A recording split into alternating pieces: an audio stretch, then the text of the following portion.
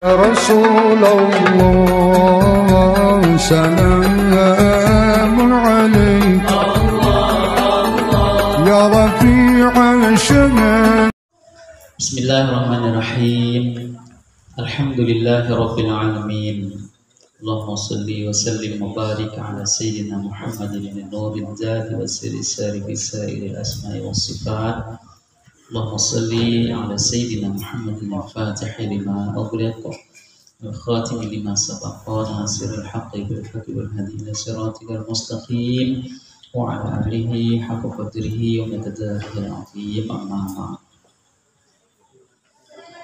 Jemaah Anwarul Muhibbin yang dirahmati Allah, pertama-tama kita sama-sama bersyukur alhamdulillah atas segala nikmat, rahmat, taufik dan hidayah dari Allah Subhanahu wa taala, Rabbuna, Tuhan kita, yang sehingga di malam ini kita diberikan kesempatan, kesehatan, beramal soleh, yang kita juga luruskan niat, mudah-mudahan seluruh amal-amal kegiatan apa yang kita baca, apa yang kita simak, apa yang kita dengar di majelis yang mubarakah ini menjadi bekal nanti di saat kita kembali pada Allah Subhanahu wa taala.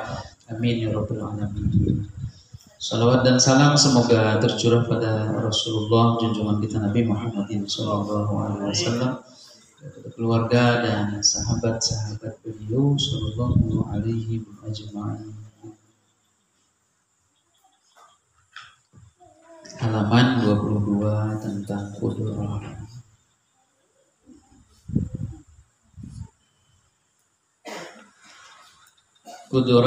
Qudrah artinya Allah Ta'ala Maha Kuasa.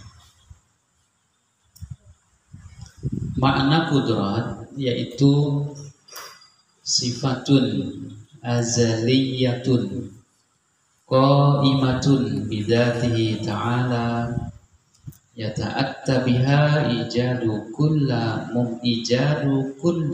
mumkinin wa i'damuhu ala wifkil iradati. Sifatun azaliyatun qaimatun bidatihi ta'ala yata'atta biha ijadu kulli mumkinin wa i'damuhu ala wifkil iradati.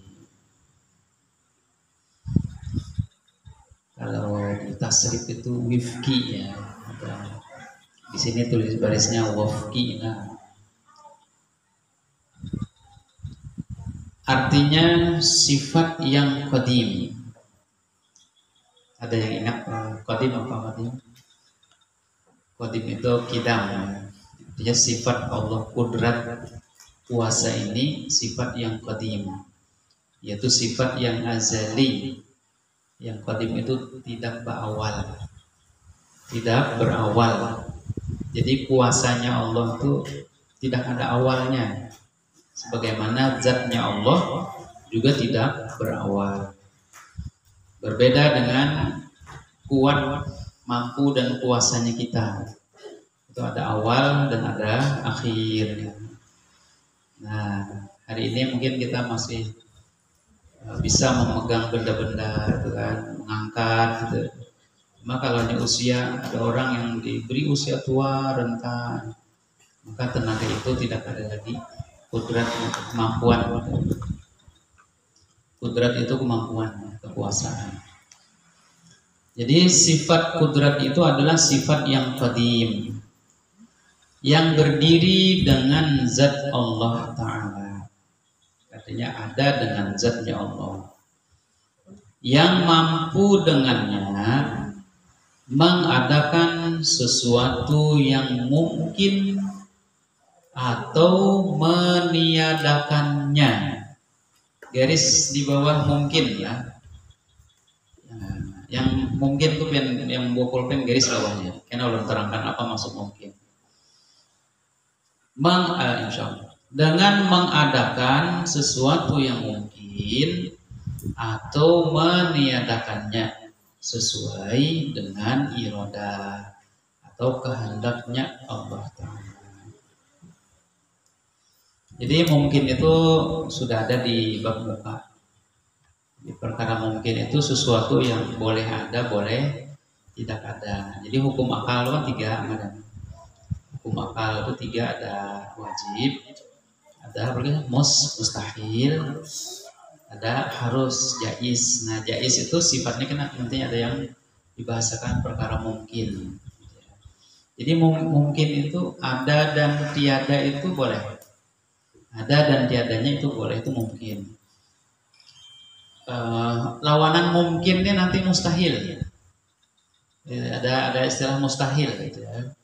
Jadi mustahil itu kudratnya Allah itu tidak berhubung kepada yang mustahil. Itu pernah yang kita dulu sampaikan juga. Contoh namanya yang mustahilnya apa ya? Bumi yang besar, gitu kan? Bumi yang besar ini dibiarkan dengan sebesar-besarnya dimasukkan ke kerongkong telur yang kecil. Ingat kan? Jadi telur yang kecil itu buang isinya kan ada kerongkong itu kecil lah. Nah, jadi bumi yang besar nih masukkan ke dalam kerongkong telur itu bisa lah. Nah, itu mustahil. Jadi itu mustahilnya maksudnya kudratnya Allah itu tidak ada komunikasi ke situ, tidak ada hubungan ke situ. Ada yang menanya Allah bisa lah berulah anak, nah, itu mustahil, itu tidak mungkin. Jadi kudratnya Allah itu tidak ada hubungan ke perkara yang mustahil. Makanya di saat Nabi Idris ditanya oleh iblis dulu kan, Allah Tuhanmu tuh Idris bisa lah membuat bumi nih yang besar bundar ini dimasukkan ke kerongkong telur yang kecil. Jadi dia Nabi Idris ini utalak gitu. Kemudian sampai menjahit kan.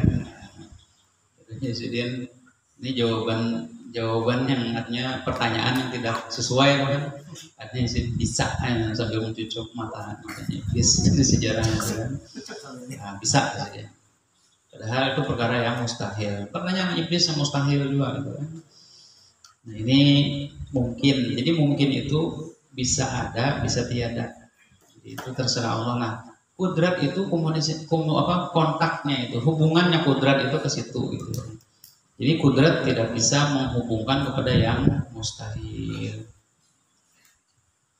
Jadi apakah ini? Itu pertanyaan boleh perkara-perkara mustahil itu tidak bisa. Ya, kudrat itu bukan tidak bisa, tapi ibaratnya kalau mengecilkan bumi, membesarkan kerongkong telur itu bisa.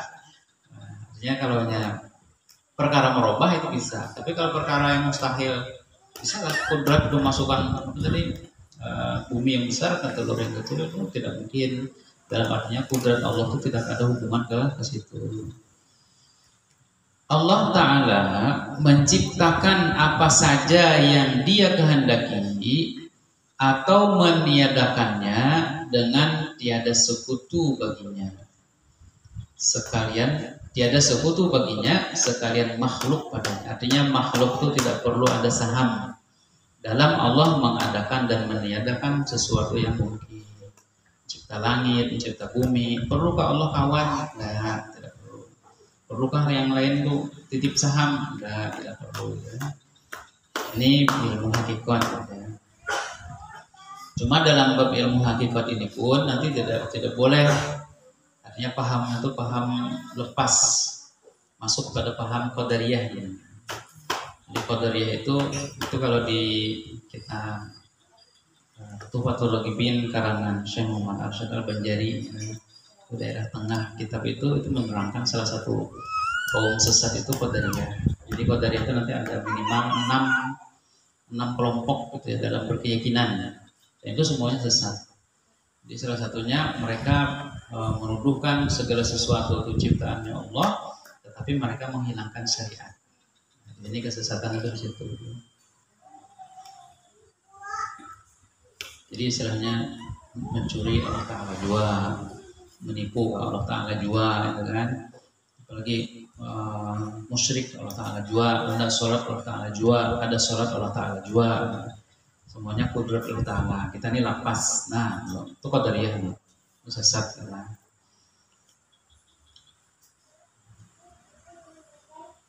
Banyak sekali bukti kekuasaan Allah Ta'ala itu Karena tidak dapat dibayangkan jika Tuhan yang menciptakan banyak perkara yang rumit-rumit di alam ini bersifat lemah. Tidak mungkin Allah Ta'ala yang menciptakan segala sesuatu berkemampuan itu, atau tidak mungkin bisa kita saksikan alam semesta yang luar biasa ini itu diciptakan oleh Tuhan yang lemah. Mustahil. Firman Allah Ta'ala, wa ma kana Allahu liyu'jizahu min syai'in fis samawati wala fil ardh. Surat Fatir ayat 44. Dan tiadalah Allah Ta'ala itu lemah dari mengurusi segala sesuatu yang di langit dan yang di bumi. Jadi tadi mustahil.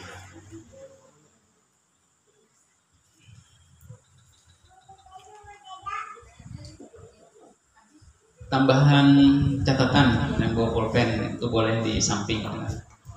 Sudah menyampaikan salah satu yang ada dalam kitab Al-Habib Utsman bin Abdullah, kitab 20 yang judul orang tua kita Bahari itu ini.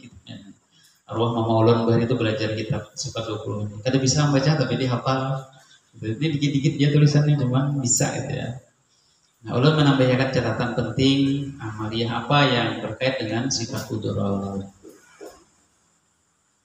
Di sini ringkas ya, ulun bacakan dikit di atasnya. Qudrat artinya kuasa, maka mustahil lemah. Dalilnya firman Allah Ta'ala, innallaha ala kulli syai'in qadir. Allah Ta'ala atas segala sesuatu itu maha berkuasa. Maka patut bagi mukmin, orang yang beriman, mengiktikadkan. Jadi di kewajiban keyakinan ini dalam memandang alam bahwa ini ciptaan Allah yang maha berkuasa di atas segala sesuatu, maka yang wajib terkait terhadap kita setelah berkeyakinan Allah Ta'ala itu berkemampuan menciptakan mungkin tadi atau meniadakannya, nah maka wajib tanam di dalam qalbu kita itu adalah kita memiliki sifat namanya tawadhu. Tawadhu itu merendahkan diri kepada Allah. Ini ujar Habib Abdullah Utsman bin Abdullah. Beliau ini mufti Betawi, ujar Habib Fahmi Assegaf kemarin, ya sempat beliau menceritakan tentang pengarang kitab sifat 20 itu Habib ulama yang hebat dan di Jakarta, mufti Betawi beliau. Jadi yang dipasang di qalbu kita itu ada yang namanya sifat tawadhu, sifat merendahkan diri ke Allah. Artinya kita ini kan yakin Allah yang hebat. Nah, kita jangan merasa hebat kan gitu. Jangan terdua Tuhan gitu nah. Yakin Allah hebat. Nah, tapi merasa hebat juga. Jadi Firaun, Mesir lah aku yang menguasai, ketoh tuh yang umpatan matur.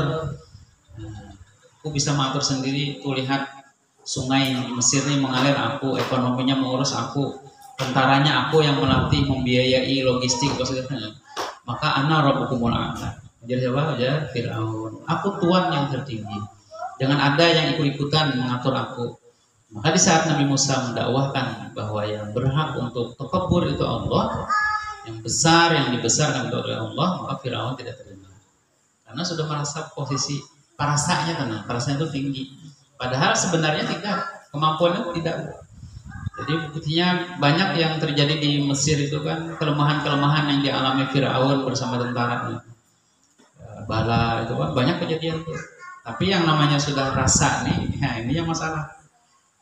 Kita tuh dididik di pemahaman kita meyakini tentang kudratnya Allah, maka pasang di dalam qalbu kita ini sifat tawadhu. Artinya pokoknya apa ujar Allah kita belajar untuk siap. Melatih gitu ya. Allah perintahkan sholat, ada duitnya ujar Allah, zakat, infak, wakaf.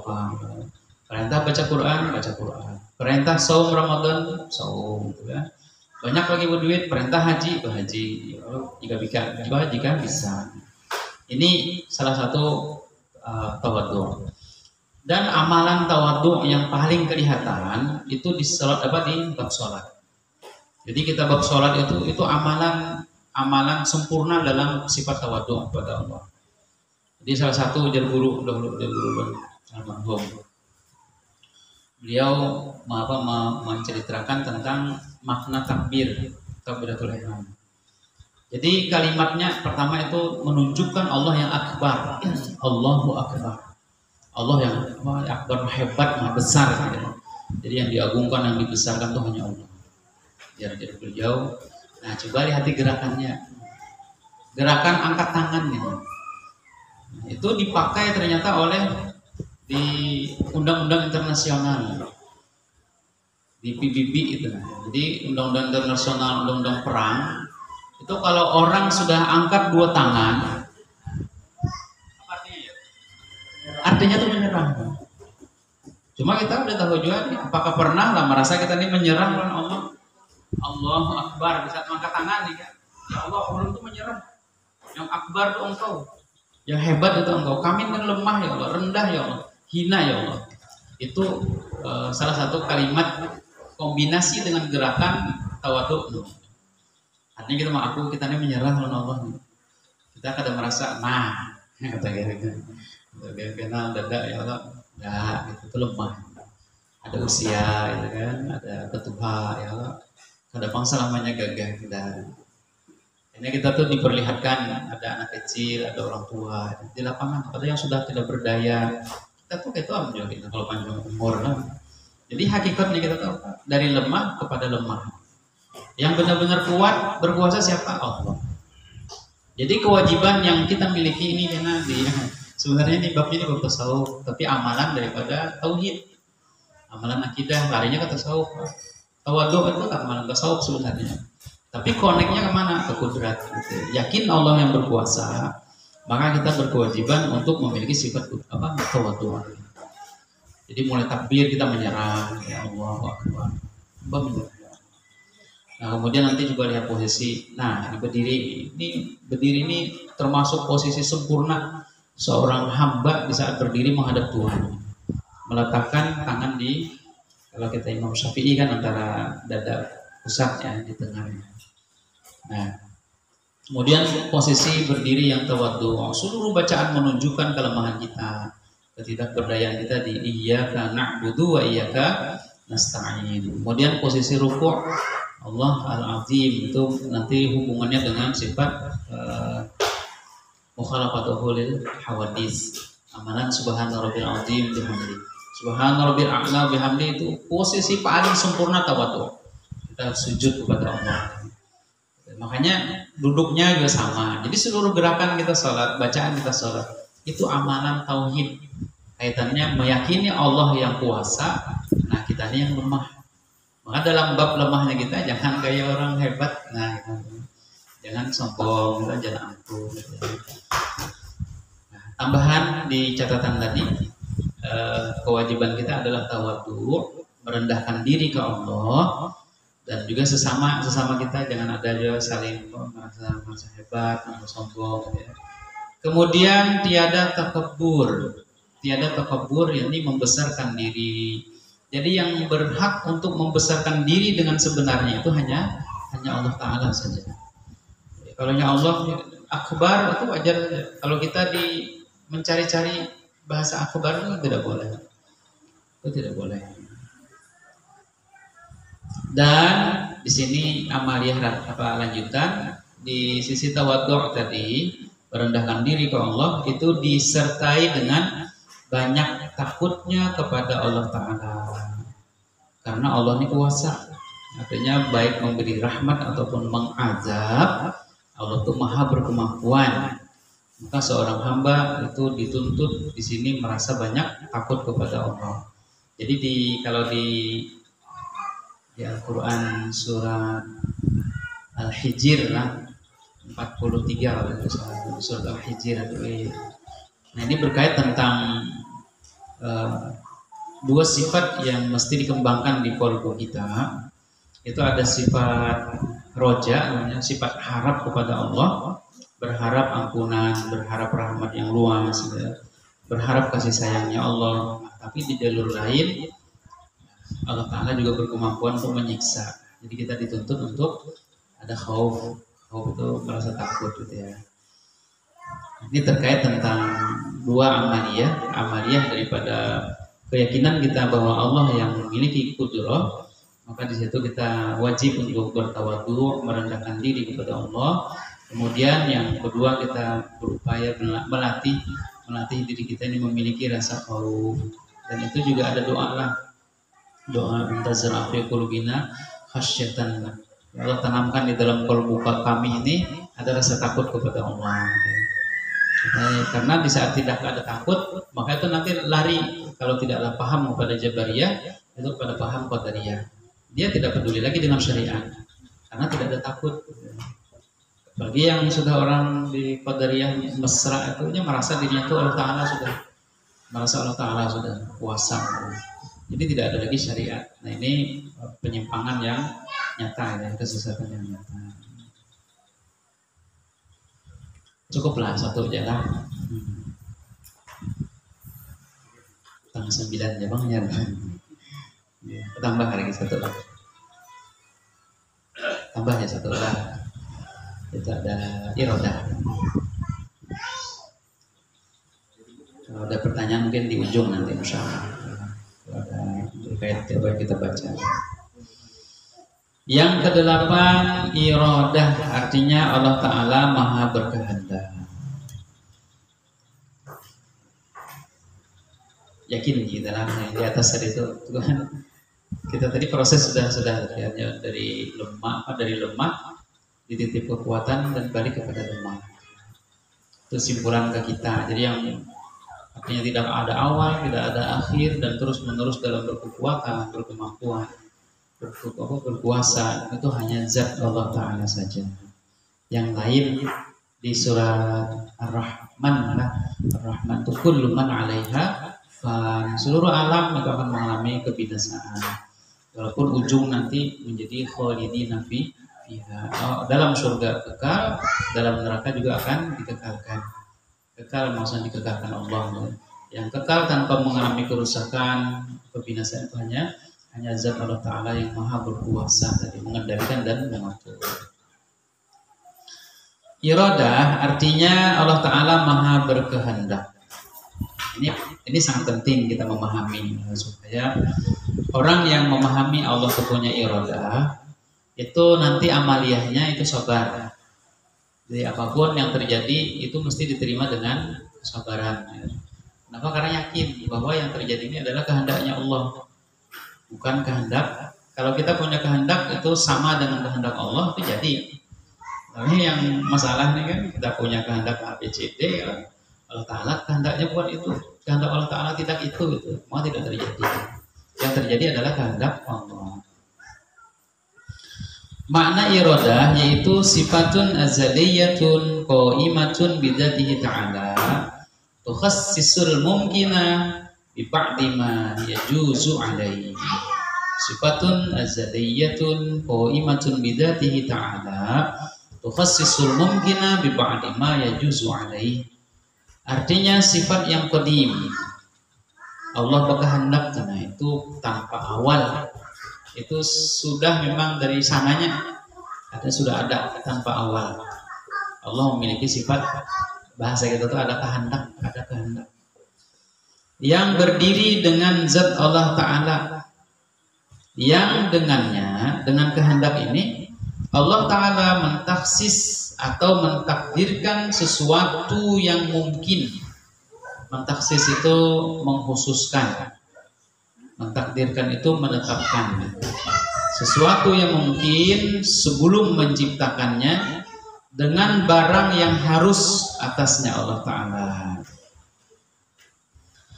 Maksud dengan barang yang harus atasnya Allah Ta'ala yaitu ta'alluq sifat iradat kepada al-mumkinah.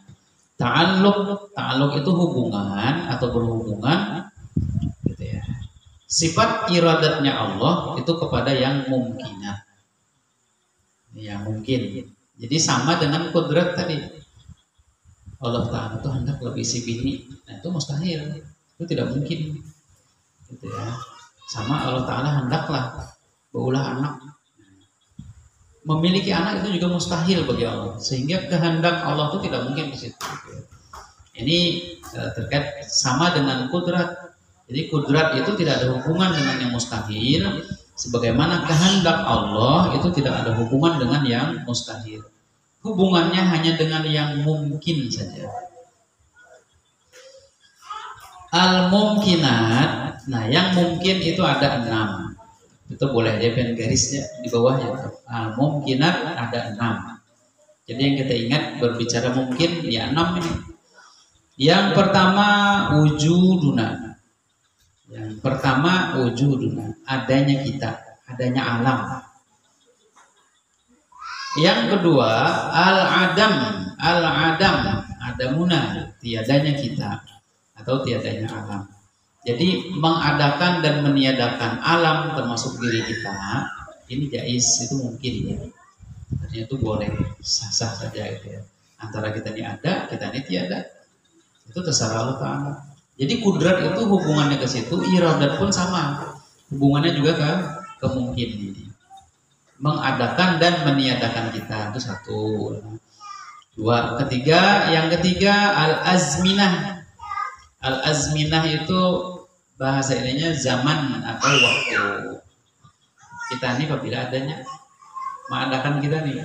Nah, seorang Muhammad Rawyani lahirnya tahun 1973. Itu zaman tahun berapa tahun itu hitungannya gitu. Tanggalnya, bulannya itu zaman. Musim apa? Artinya berkait dengan waktu. Yang keempat al-amkinah, tempat atau ruang. Ini perkara mungkin. Di mana lahirnya? Oh, di rantau lahirnya. Tian terserah aja di mana kan lahirnya kan. Kapan lahirnya itu zaman. Di mana lahirnya itu tempat. Itu mungkin. Artinya Allah Ta'ala mandat kita di Amuntai lahirnya, di Barabai kan, dan di Banjar. Ada yang di Saudi Arabia sana, ada yang di Jakarta. Itu mungkin ya, terserah aja. Suah kita memilih, ya. Kita memilih, ya Allah, urun lahirnya di Kendangan, kita kan bisa memesan, itu takdir yang sudah wewenangnya Allah Ta'ala. Itu mungkin. Yang kelima, mungkin ini adalah al-jihad, pakai ta'ala. Kalau al-jihad pakai dal, itu artinya berjuang. Itu jihad, berjuang. Kalau pakai ta, jihad itu adalah arah posisi. Nah, atau dalam kurungnya ada istilah atas, ya. Di mana? Di atas bumi, bawah, mana? Di bawah langit. Itu mungkin. Di mana? Di kiri masyrik, mana? Kanan. Itu jihad ini termasuk mungkin, terserah juga. Kemudian yang keenam al-maqadir atau takdir itu ukurannya. Lahirnya kita ini apa? Besar. Benar kapan dari lahir katanya juga sadang jajar. Nah sadang tuh itu maqadir namanya. Yang bang lahir dari apa? Oh aku kecil benar apa prematur kan jadi? Prematur lah yang 7 bulan lahir tuh kecil. Tapi sudah sampai usianya bagaimana lain juga gitu kan. Itu apa namanya al-maqadir itu mungkin terserah Allah gitu menjadikan. Kemudian tinggi, nah, kita ini tingginya sedang ya kan. Kemudian rendah, jadi orang tinggi kada boleh kita celah, orang ganal kada boleh kita celah. Baik kami nolanya dari dahulu pakai ini juga kecil terus Allah, kada boleh juga. Karena kecil orang itu kada ada kehendaknya. Kalau kehendak pasti ya bungas ya. Gagah, sedang, kegenalan kada mau juga, kekecilan kada mau juga. Nah, apa yang ada ini bahagian maqadir itu harus diterima ya. Dalam bahasa iradahnya Allah ya. Sesuai dengan kehendak Allah Ta'ala. Jadi ada tinggi, ada besar, ada kecil, ada tinggi, ada rendah dan sebagainya. Allah memiliki kebebasan menciptakan sesuatu. Yang 6 tadi itu bebas saja Allah Ta'ala memilih sesuai dengan kehendak dan pilihannya Jalla Jalaluhu. Jadi kayak kita nih, ini pilihan Allah Ta'ala sudah. Hidung kita kayak ini, gak usah jadi urus nunggu plastik lagi ya. Operasi plastik kada puasan apa aja, kada tapi mancung hidung kau misalnya, pipi kada tapi lamak, ya, ditambahin plastik, akhirnya kalamakan rusak muha lagi kan. Nah itu kada usah ya. Alami aja, apa aja. Terimalah diri ini apa adanya, lapang, belajar lapang. Kenapa? Karena itu berkait dengan kudroh dan irodah. Irodah kehendaknya Allah Ta'ala. Ini tanda. Jadi bila kita terima dengan apa adanya ini, berarti kita ini hamba. Jadi kita ini menjadi orang yang baik. Tapi kalau hanya protes, hati kada puas aku anu aja. Nak kurban barang nak alisku nih, aku tinggi dikit, kada tapi tinggi, dilarap kan dilarap, itu tidak boleh. Nah, ini pilihan. Jadi seluruhnya yang terjadi di alam ini itu sudah menjadi pilihan Allah Ta'ala. Jalla jalla. Seperti umpamanya rupa yang baik ataupun yang buruk. Nah, ada yang cantik, ada yang sedang, gitu kan? Ada yang tampan, ada juga yang sedang, gitu. Seluruhnya bagus saja. Ada yang besar ataupun kecil, gitu kan?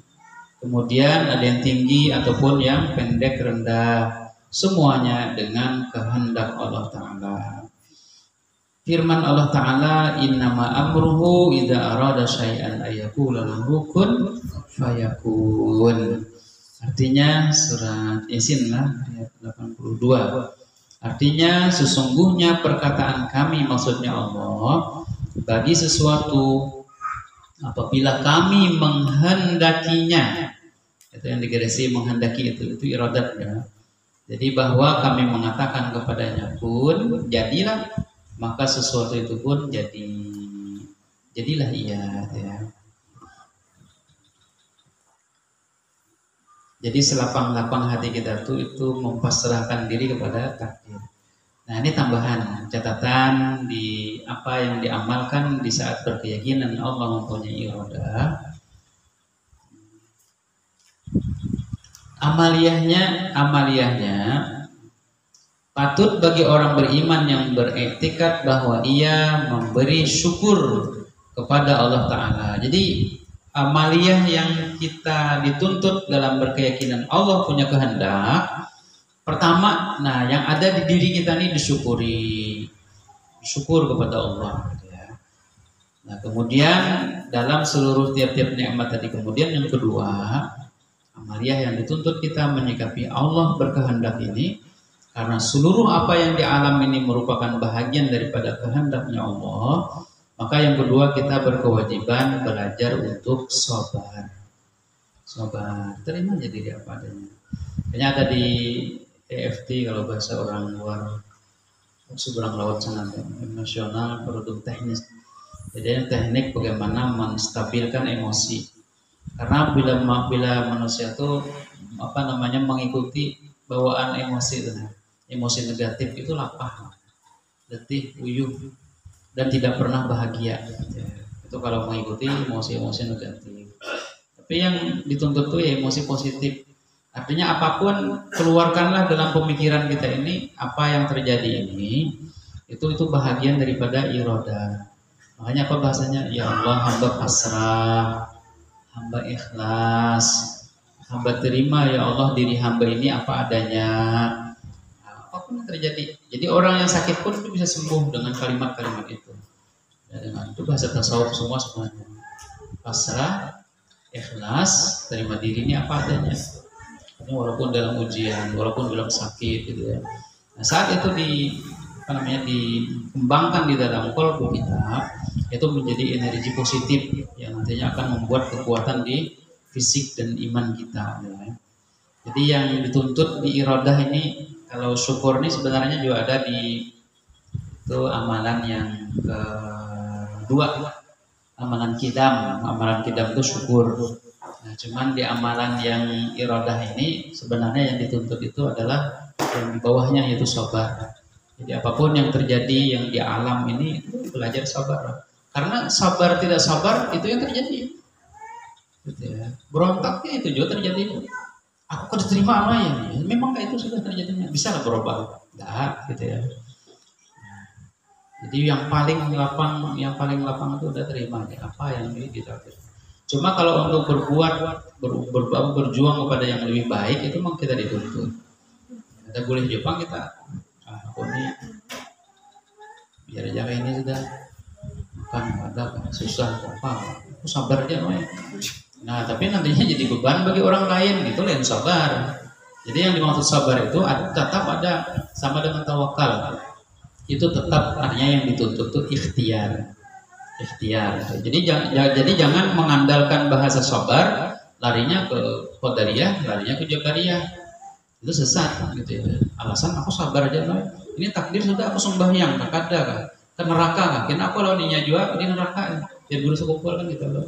Apa dalilnya? Wa huwa ma'akum aina ma kuntum. Allah selalu menyertai kita dimanapun kita berada. Di neraka kita bisa juga Allah Ta'ala juga. Itu tafsir yang salah. Gitu ya, tafsir yang salah. Jadi ma'iyah di situ ma'iyah ilm, ma'iyah qudrah, ma'iyah iradah. Ini kebersamaan Allah itu, Allah maksud bersama itu melihat, mendengar, mengetahui, memberi kehidupan, itu dimaksud ma'iyah. Bukan ma'iyah itu zat, bizat. Jadi salah tafsir ini. Allah Ta'ala itu selalu bersama kita. Kan di neraka kita Allah Ta'ala tetap kita ada kepanasan. Nah itu salah tafsirnya kayak gitu. Ayat Al-Quran juga Al-Quran tapi salah dalam memaknai dan mentafsirkan. Jadi sabar ini itu tetap nanti seperti tawakal, tetap ada ikhtiar. Nah cuman di saat yang ditargetkan itu usaha tadi ternyata tidak sesuai dengan yang diharapkan, maka orang yang sabar itu tetap lapang. Hasilnya itu artinya orang itu tetap lapang. Oh, ya memang ini sudah tadi yang 6 tadi kan takdir gitu ya. Itu ujungnya pasrah, itu yang dimaksud. Tapi sudah ada ikhtiarnya sama punya amal akhirat tuh. Sudah lah surga neraka tuh anak tetap kayak surga dia kersembahyangan gini. Nah, itu kan bisa bang gitu lah. Itu qadariyah sama jabariyah kan kayak gitu. Insyaallah kita niatkan mungkin di selesai sifat 20 ini kita juga akan baca nanti terkait Tuhfatul Raghibin karangan Syekh Muhammad Arsyad Al-Banjari yang itu perkara itu sangat penting karena di lapangan ini orang-orang yang mengajak pada kesesatan itu banyak.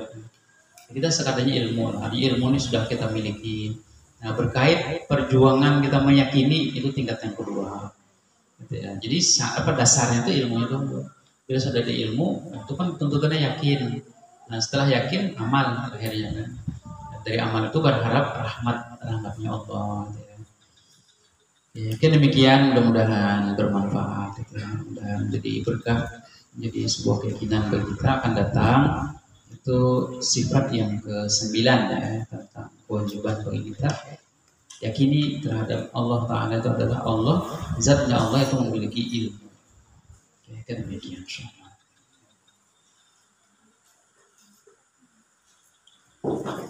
Kita tutup dulu doa yang di ujung nanti sambil santai. Ya Rasulullah salam